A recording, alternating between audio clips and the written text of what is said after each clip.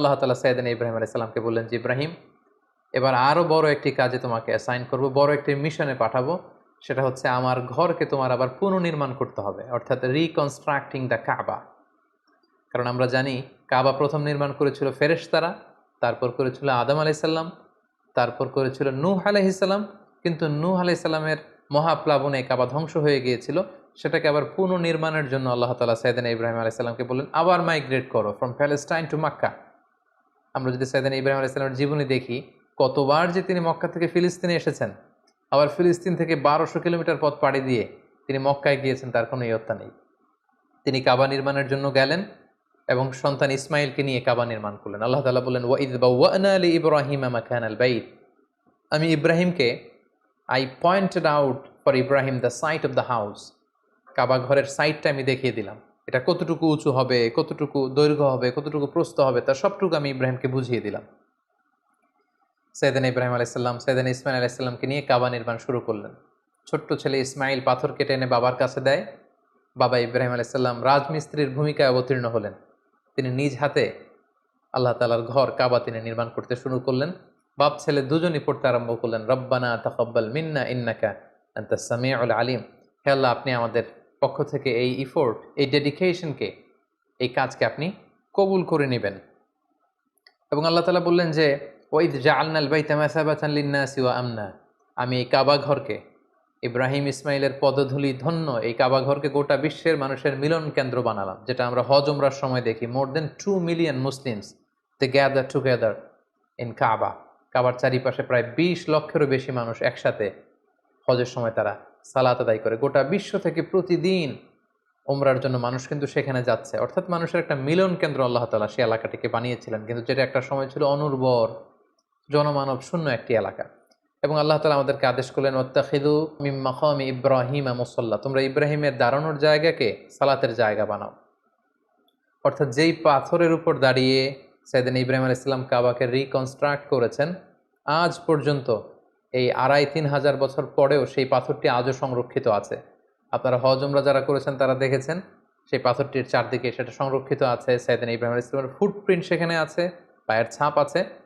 এবং সেটাকে সামনে রেখে টু দ্য ডাইরেকশন অফ কাবা সালাত পড়াকে আল্লাহ তাআলা আমাদের জন্য অবধারিত করেছেন, তিনি আমাদেরকে আদেশ করেছেন। এবং সাইয়েদনা ইব্রাহিম এবং ইসমাইলকে বলেছেন, তোমরা কাবা ঘরকে পরিচ্ছন্ন করো, ঝাড়ু দাও। সাইয়েদনা ইব্রাহিম আলাইহিস সালাম সফলতার সাথে কাবা পুনর্নির্মাণের এই মিশনটাও সম্পন্ন করলেন। সম্পন্ন করে তিনি কায়মুন বাকে আল্লাহ তাআলার কাছে একটা দোয়া করেছিলেন, ঐতিহাসিক দোয়া।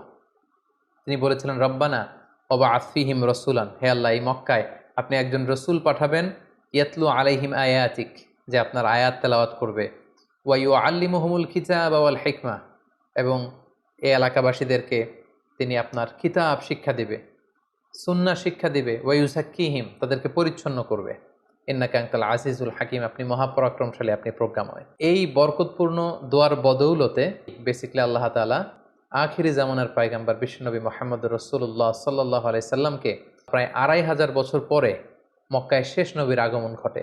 এবং আল্লাহ রাসূল সাল্লাল্লাহু আলাইহি ওয়াসাল্লাম তিনি বলতেন, আনা দাওয়াতু আবি ইব্রাহিম, আমি হচ্ছে আমার বাবা ইব্রাহিমের দোয়ার ফসল।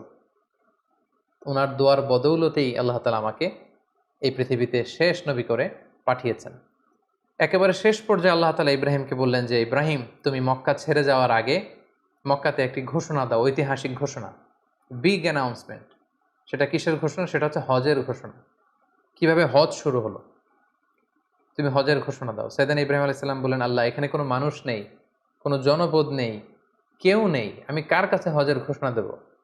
আল্লাহ তাআলা বললেন, তুমি শুধু ঘোষণাটা দাও, গোটা বিশ্বের মানুষের কানে এই ঘোষণা পৌঁছে দেওয়ার দায়িত্ব আমি আল্লাহ নিজে নিয়ে নিলাম।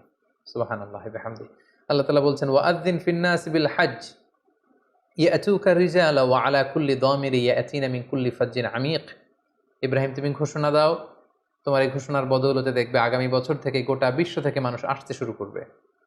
এবং সাইয়েদনা ইব্রাহিম আলাইহিস সালাম সাফা পাহাড়ের উপরে উঠলেন, কোনো বর্ণনায় জাবালে আবু কুবাইসের উপরে উঠলেন, উঠে ঘোষণা দিলেন, আইয়ুহান নাস ইন্না রাব্বাকুম ক্বাদ ইত্তাখাযা বাইতান ফাহাজ্জু।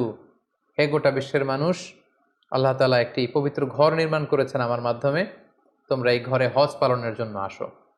তাফসিরে এসেছে যে এই ঘোষণাটা আল্লাহ তাআলা গোটা বিশ্বের সবার কানে তখন পৌঁছে দিয়েছেন। এমনকি আমরা তখন ছিলাম না এই পৃথিবীতে, আমরা রুহের জগতে ছিলাম, আমাদের কাছে আল্লাহ তাআলা এই আহ্বানটি পৌঁছিয়েছিলেন। এবং রুহের জগতে আমাদের মধ্যে থেকে যারা লাব্বাইক লাব্বাইক বলে এটার আনসার আমরা করার সুযোগ পেয়েছি, তাদেরকে আল্লাহ তাআলা এই পৃথিবীতে কাবা জিয়ারতের এবং হজ পালনের সুযোগ দান করে থাকবেন। Be a part of our vision, do listen